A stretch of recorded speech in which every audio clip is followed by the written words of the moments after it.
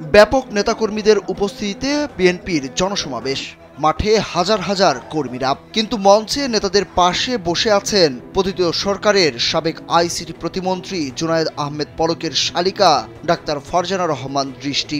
শুরুতে বিষয়টি কেউ খেয়াল না করলেও পরে সবার নজরে আসে ডাক্তার ফারজানা। এরপর থেকে সামাজিক যোগাযোগ মাধ্যমে ব্যাপক তোলপাড় শুরু হয়েছে। বিএনপির জনসভায় জুনায়েদ আহমেদ পলকের শালিকাকে মঞ্চে আসন দেওয়ার বিষয়টি ভালোভাবে নেয়নি দলটির স্থানীয় নেতাকর্মীরা। তারা বলছেন স্বৈরাচারের দোসররা কিভাবে দলের নীতি নির্ধারণের পর্যায়ে পৌঁছে যাচ্ছে, বিষয়টি খতিয়ে দেখতে হাইকমান্ডের দৃষ্টি আকর্ষণ করেছেন তারা।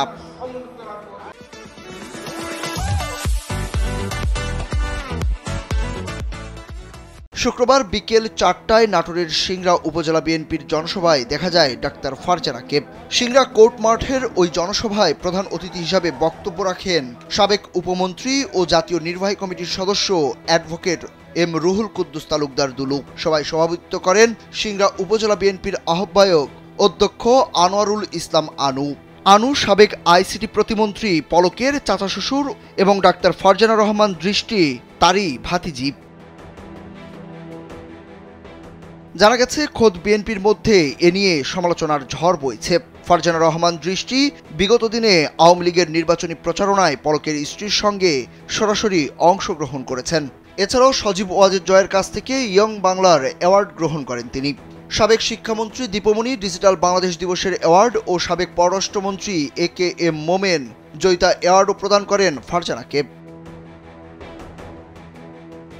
বিষয়টি নজরে আসার পর থেকে বিএনপির কর্মীরা ফেসবুকে এটি নিয়ে পোস্ট করছেন। ক্ষোভ প্রকাশ করে তারা বলছেন, সিংড়া বিএনপির জনসভার মঞ্চে জুনায়েদ আহমেদ পলকের শালিকা, তাহলে এরাই কি আগামী দিনের বিএনপি?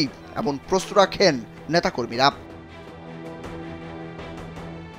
তবে ডাক্তার ফারজানাকে কে মঞ্চে তুলেছেন সেটা জানা নেই বলে জানিয়েছেন সিংড়া উপজেলা বিএনপির ভারপ্রাপ্ত আহ্বায়ক অধ্যক্ষ আনোয়ারুল ইসলাম আনুর।